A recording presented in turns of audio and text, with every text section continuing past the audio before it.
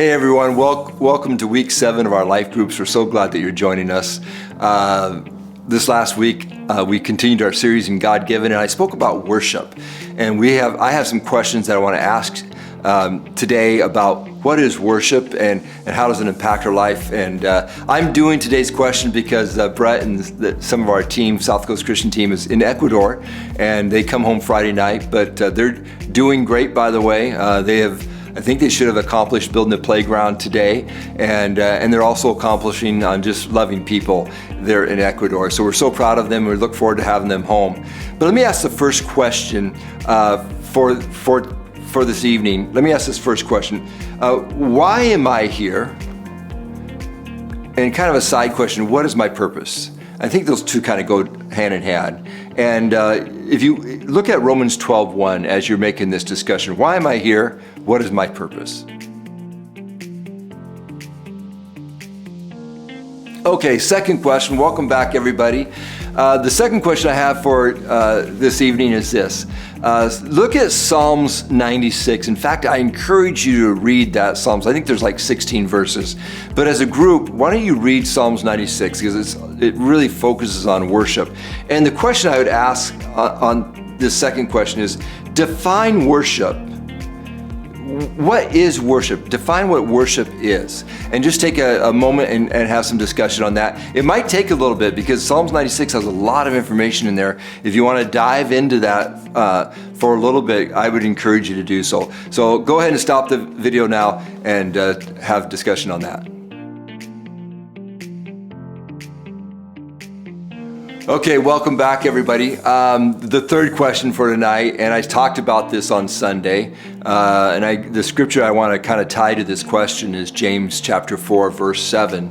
But the question I have for this part is, how does our worship affect our life? How does our worship, when we're worshiping God, how does it impact our life?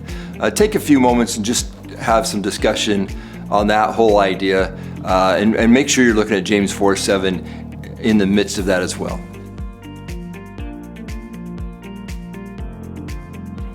Okay, welcome back. Hopefully you had some great discussion on that last question. You know, the thing I would mention on that, how does our worship affect our life? For me, one of the big things is takes my focus off of myself and it puts my focus on God. And anytime I do that, guess what? When I take my focus off myself and I put my focus on God, it disrupts whatever plan the enemy is trying to put forward in my life. So if I'm struggling with jealousy, if I'm struggling with, some offense that's happened in my life, whatever else it might be, guess what? When I all of a sudden take that time to put my focus on God, it disrupts that plan that the enemy might have in my subconscious, in my heart, whatever he's trying to put together. Guess what? Focusing God changes things because it takes the focus off me. And so that's just kind of my thought. I know that you guys had much greater thoughts than that in the midst of that. But the fourth question, final question for tonight that I'd like to ask you is this.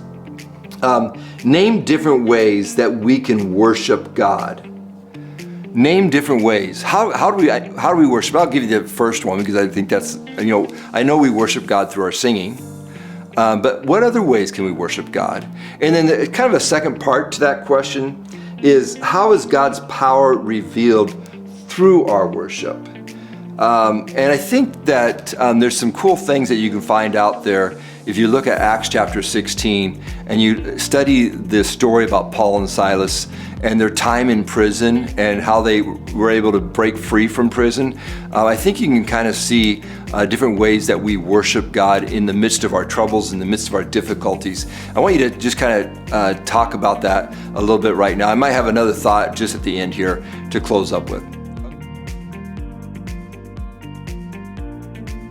Okay, welcome back, everybody. The two thoughts, I think hopefully you got there, but if you didn't, the two thoughts I was really wanting to talk about tonight about our worship, they're in Acts 16 with Paul and Silas. when they were worshiping, it says around midnight, they were worshiping God. They were praising Him. They were singing hymns.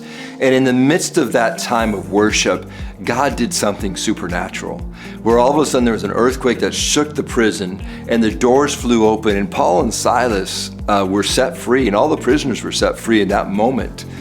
But as you read through the rest of that story, that's one side of worship where the supernatural took place. The other side of worship is what I see where all of a sudden a worship that happens in the natural.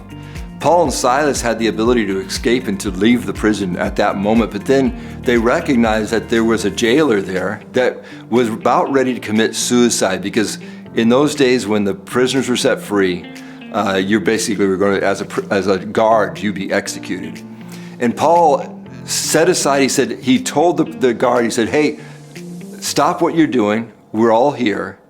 And the thing that was miraculous in that story is that Paul and Silas didn't look at about what can I get out of this myself? We could escape.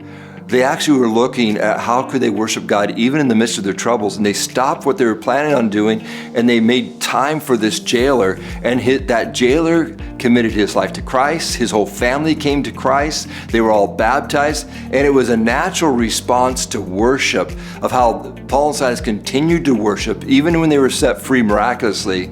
They never lost focus on who they were worshiping, not themselves. They were always worshiping God. And I think it's a great example for our lives, and I hope that encourages you today. Thank you for coming to Life Groups. We love you.